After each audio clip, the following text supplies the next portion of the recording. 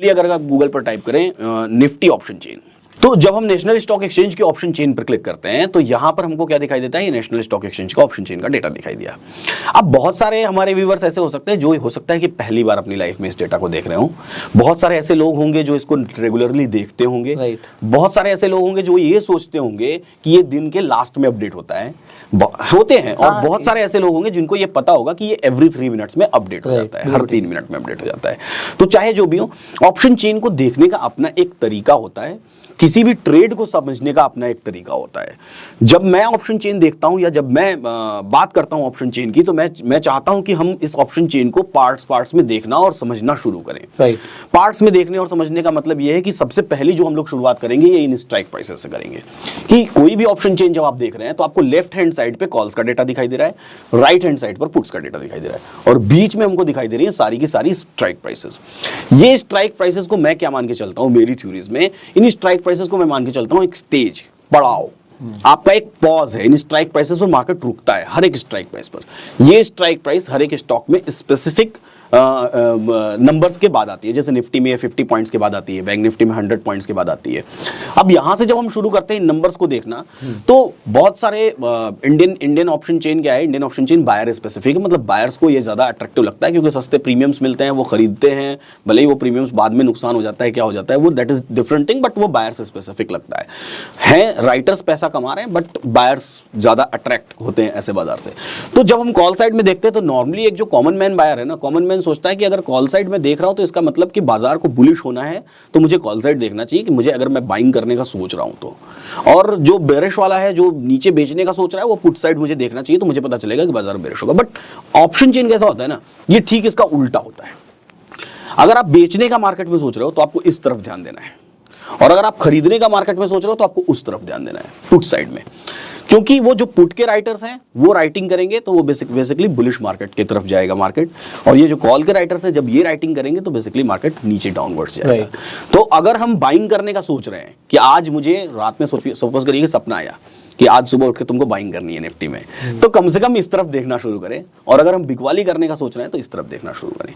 अब यहीं से बातों की शुरुआत होती है। एक स्टोरी है, एक कहानी है कि मैं इस ऑप्शन चेन को कैसे देखता हूं। मैं इस ऑप्शन चेन को स्पेसिफिक इमेजिन करता हूं, एक इमेजिनेशन यहां पर करता हूं। इमेजिनेशन कैसे करता हूं, अगर मैं यहां पर, हाँ बिल्कुल आप यूज कीजिए। तो अगर हम इस ऑप्शन चेन को देखें तो यहां पर मैं एक इमेजिनेशन करता हूं। क्या इमेजिनेशन करता हूं, एक इमेजिनरी लाइन की इमेजिनेशन करता हूं। वही मेरा सबसे पहला कॉन्सेप्ट भी है, मेरी थ्योरी भी है कि इस बाजार में लाइन मतलब आप चार्ट पे लाइन प्लॉट कर रहे हैं? नहीं, मैं इस ऑप्शन चेन पे लाइन प्लॉट इसी पे लाइन प्लॉट, हाँ, इस पे एक लाइन प्लॉट कर रहा हूं। वो लाइन मैं कैसे प्लॉट करूंगा, वो मैं इमेजिन करूंगा, उसको मैं इमेजिनरी लाइन बोलता हूं। इमेजिनेशन करूंगा किसकी, यहां पर एक लाइन होगी, अभी आपको भी ये इमेजिनेशन करनी है। वो लाइन कहां से इमेजिनेशन करनी है, ज्यादातर लोग जब ऑप्शंस को देखते हैं या समझते हैं तो ज्यादातर लोग ऑप्शंस को रिलेट करते हैं फ्यूचर से, राइट, कि ये फ्यूचर से रिलेटेड है। बट मैं क्या सोचता हूं, मैं सोचता हूं कि ऑप्शन और फ्यूचर दो बच्चे हैं स्पॉट के। स्पॉट से जनरेट होता है फ्यूचर और स्पॉट से ही जनरेट होता है ऑप्शन। बिल्कुल ठीक है। तो मैं ऑप्शन को रिलेट करता हूं स्पॉट से।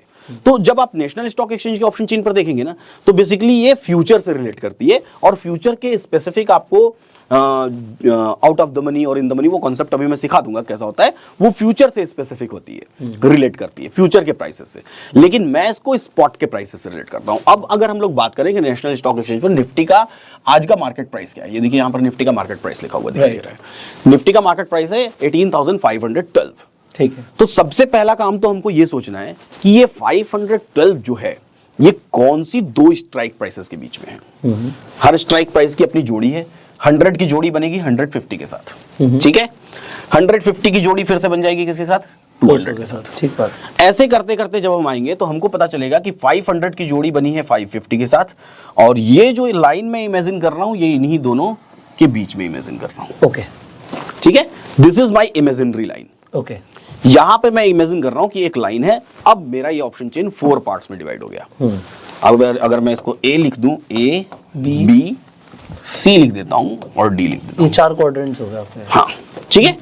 4 पार्ट्स में डिवाइड हो गया। अभी तो नेशनल स्टॉक एक्सचेंज के ऑप्शन चेन पर क्या दिखाई दे रहा है, ए पार्ट आपको डार्क दिखाई दे रहा है, डी पार्ट आपको डार्क दिखाई दे रहा है, बी पार्ट आपको व्हाइट और सी व्हाइट दिखाई दे रहा है। कभी कभी ऐसा होगा कि इसी ऑप्शन चेन पर जब फ्यूचर और स्पॉट में डिफरेंस आ जाएगा, मान लीजिए फ्यूचर की प्राइस, ये तो स्पॉट की प्राइस है, मान लीजिए फ्यूचर की प्राइस हो जाए 551, ऐसे केस में ये आपको यहां से डार्क दिखाई देना शुरू हो जाएगा। लेकिन फिर भी मैं उसको स्पॉट प्राइस के अकॉर्डिंग ही इमेजिन करता रहूंगा कि दिस इज माई प्राइस, ये मेरी प्राइस है।